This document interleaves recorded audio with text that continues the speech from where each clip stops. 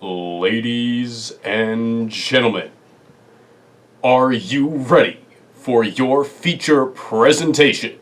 Coming to you live from the Radio DePaul studio with your host, Garrett Neal, your weekly box office breakdown.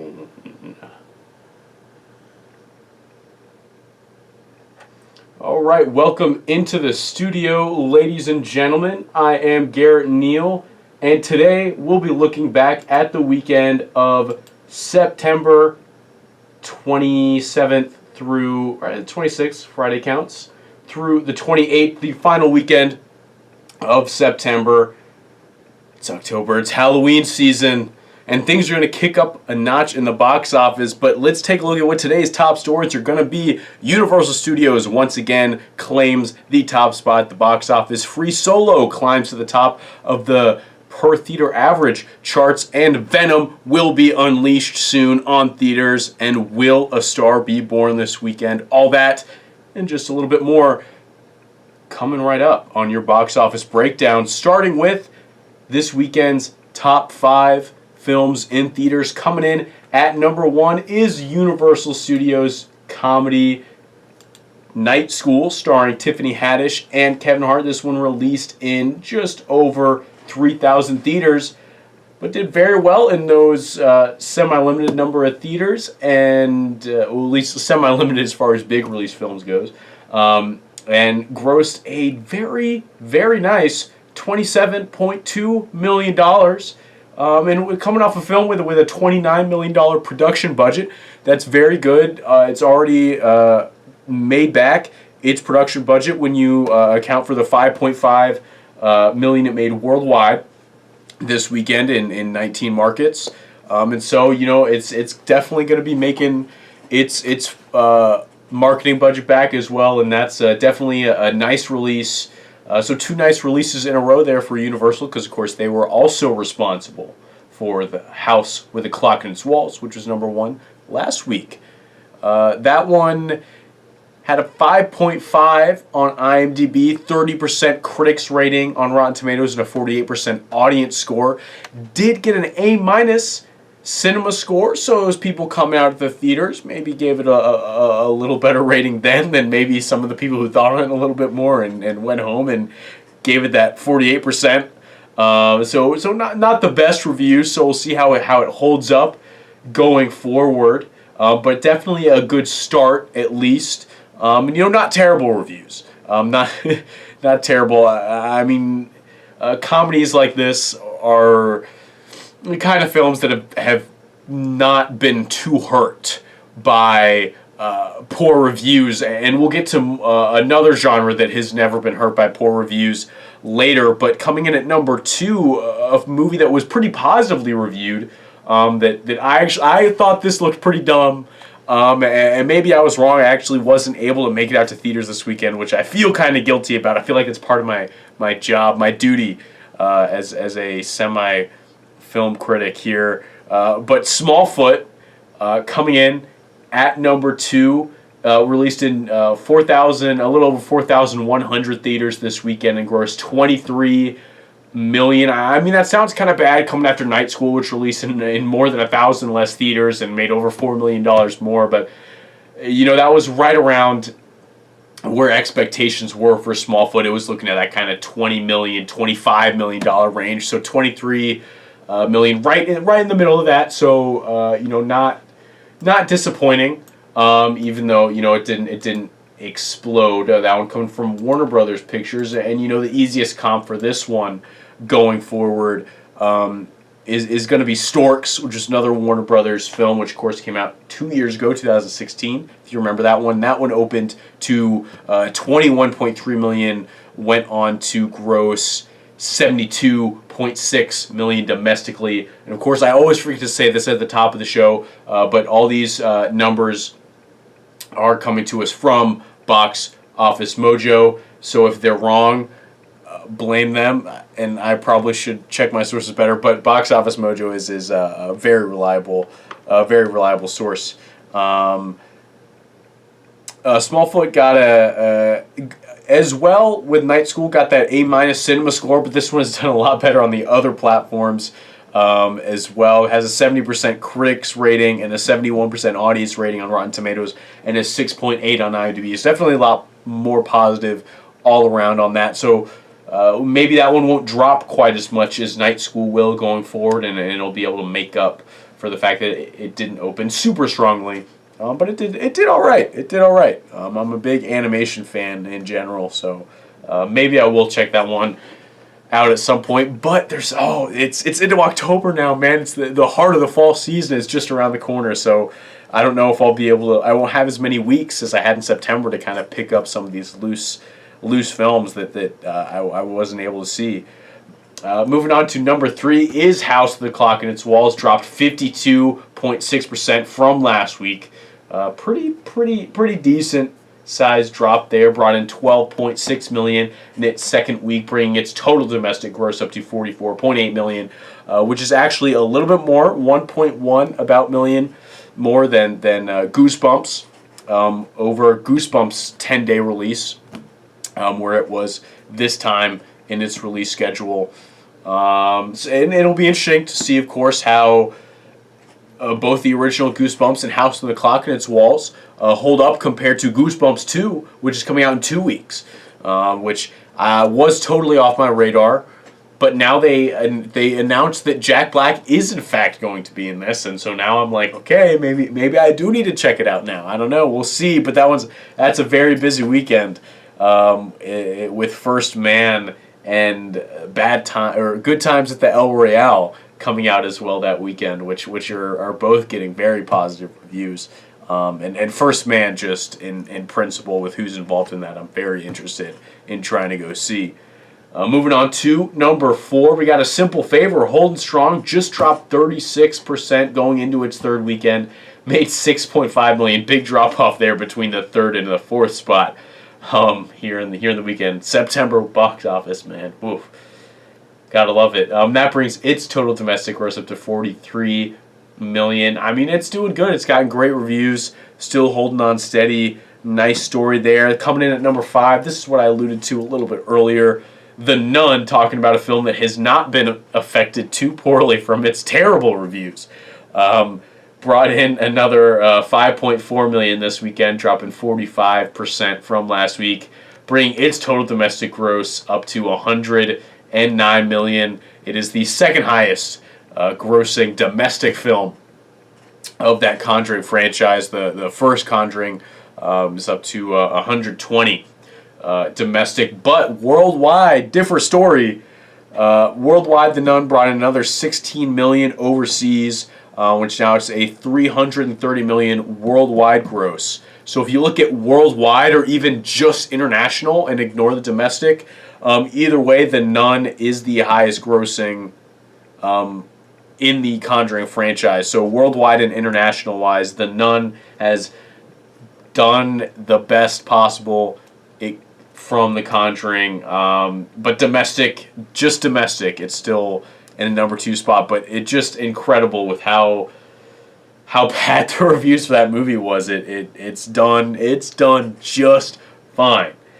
And one other film that opened up just this weekend was Hellfest, which is another horror film, another modestly budgeted horror film.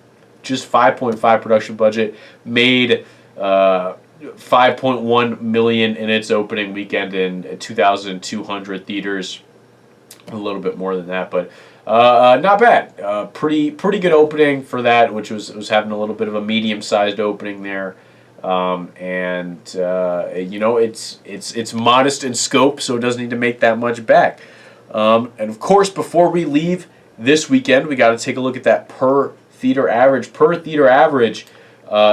This weekend was National Geographic documentary Free Solo, which was in 4 theaters and had a weekend gross of just over $300,000 with a $75,201 average per theater, in case you didn't want to do the math yourself there.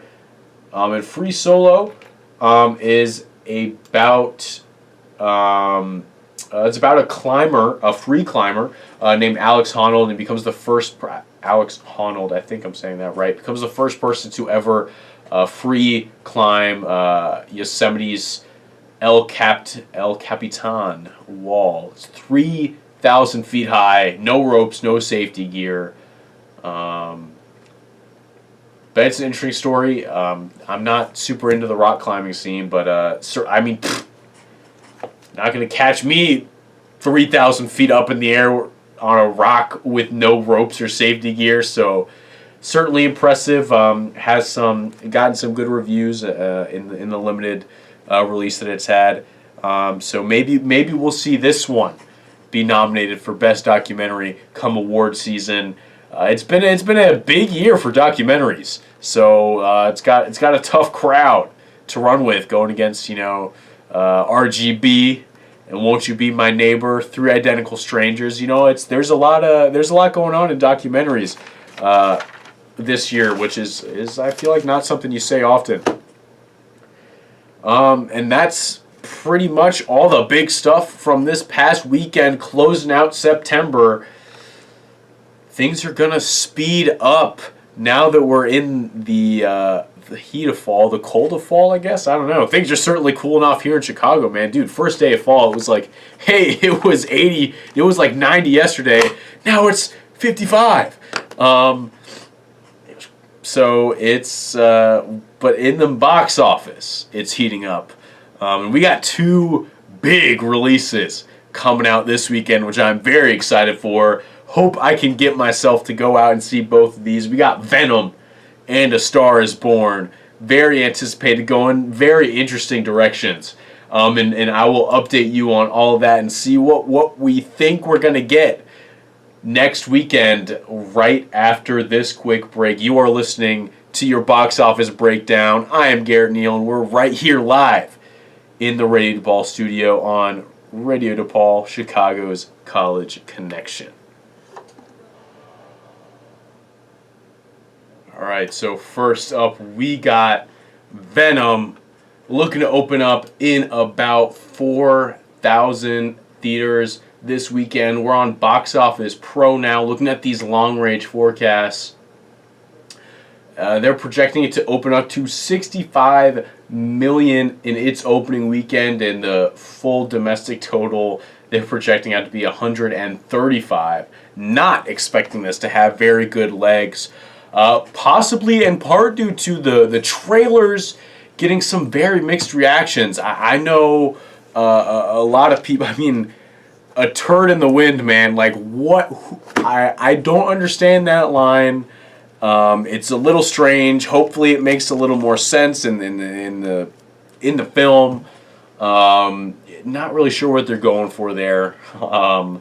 And then, of course, the recent announcement that it's going to be PG-13 and not R, and a lot of people are kind of disappointed about that because, Venom's always been one of the more violent anti-heroes, and anti-heroes in general tend to veer on the violent side, and unlike a Deadpool, which is going to get its own PG-13 release, soon, reportedly, which can become a little more humorous just because that's kind of the nature of it, and the fact that we know what we would get with an R cut because that's what was released and did extremely well.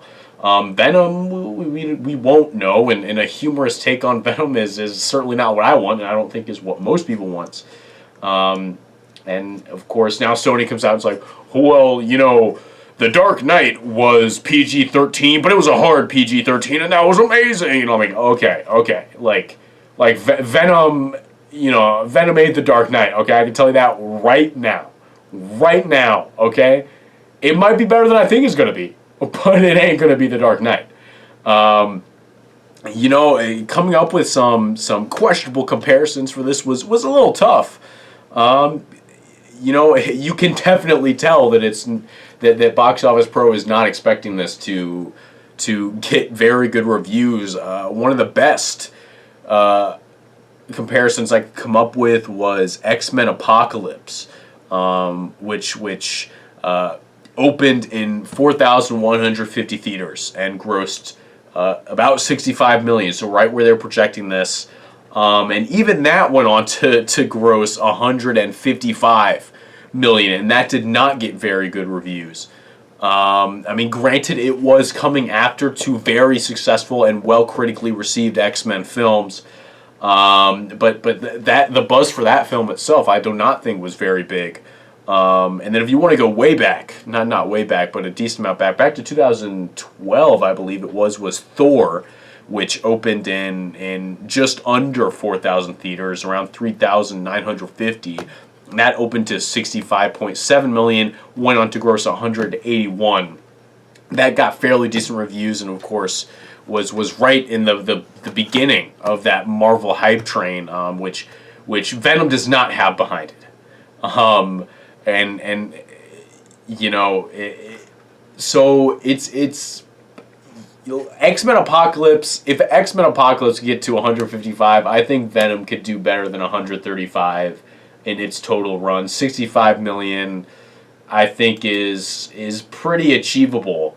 But we'll see. I think it's going to be very close between Venom and our next film, A Star Is Born, which has really just blown up. You know, I mean, the previews have been playing everywhere, and all the time, and now we got a single released recently. The reviews have been crazy good for this. And this was almost impossible for me to come up with any good comparisons for. You know, like, it's a musical romantic drama that Box Office Pro is projecting to open up to 44 million and gross 170 million over its run. I mean, that's it. That would be crazy. I mean, you don't see these kinds of movies really having that kind of run. It's opening up in 3,500 theaters, and so the comp I went to, gross, excuse me, was 33, or was Mamma Mia 2, which opened in 3,300 theaters and opened up to 34 million, so less than Star Is Born, and is right now at 120 million. And its domestic run. I went back to The Great Gatsby, which was also a ways back. That opened to 50 million, and that only went up to 144 in its domestic run. That one opened up in 3,500 theaters. I mean, any film I was looking at with A Star Is Born was just didn't like go up to the projections Box Office Pro has got here. I mean, it's crazy the amount of buzz it's happened. We look at the Twitter tracking on Box Office Pro. Star Is Born is second. Hellboy's number one because, of course, there was a big poster released. It looked awesome. But Star Is Born is second in mentions today with 17,500. Venom coming at number 3, 16,200.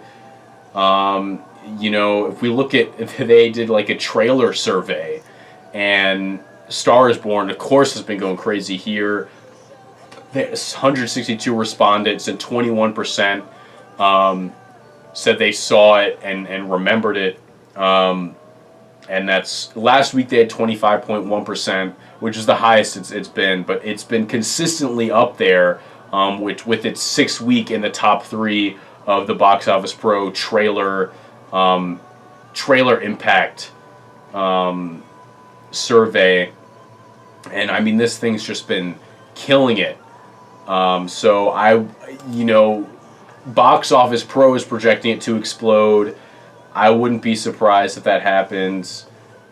I'm just really excited to see what happens with these two, because depending on what I think Venom is kind of in the DC zone right now. Like it's in that questionable territory where I think a lot of people are kind of waiting to hear some of the reviews before they go out and see it. And if it gets trashed early, like on those Thursday night previews, if it gets trashed, I think it's gonna take a hit at the box office, and maybe A Star Is Born will be able to come out at number one. But if it gets some more positive reviews, it should be able to do well. 'Cause, hey, it's a superhero movie. They're trying to bring in more people with that PG-13 rating. But I mean, Venom's not one of the more recognizable properties. But I don't know. I'm not like deep enough into the movie business to really be able to kind of measure like really go deep analysis on here. That's as deep as I got. Hopefully I intrigued you enough to go back next week. Ooh, cliffhanger. That's what we do here. Professional here on Radio DePaul. Here's some of that music coming in. Spider-Man music. That means it's time for me to end the show. I hope you enjoyed it. I did this week. Excuse me, I'm a little sick, so you might be able to hear that, but powered through it for you guys. Come back next week when we will find out what happened in the first weekend of October with Venom and A Star Is Born, and we'll look to the week after that, where we got First Man, we got Bad Times at the El Royale, we got Goosebumps 2. It's going down. October's here. I couldn't be more pumped. Thank you for staying with me. I have been Garrett Neal, and you've been listening to your box office breakdown here on Radio DePaul.